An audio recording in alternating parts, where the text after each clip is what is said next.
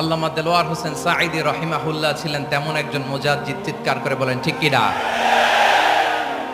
উনি শিরক বিদআতের আস্তানাকে তছনছ করে দিয়েছেন, তাওহীদের বাণীকে সমুন্নত করেছেন, গণমানুষের কাছে তাফসিরুল কোরআনকে জনপ্রিয় করেছেন।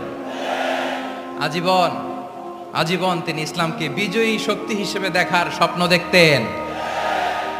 এত প্রাঞ্জল ভাষা, এত চমৎকার আধুনিক প্রেজেন্টেশন, গণমানুষের কাছে কোরআনের তাফসিরকে এভাবে জনপ্রিয় করে তোলার মতো ব্যক্তিত্ব আল্লামা সাঈদী ছাড়া দ্বিতীয় কেউ এই বাংলার ভূখণ্ডে নাই।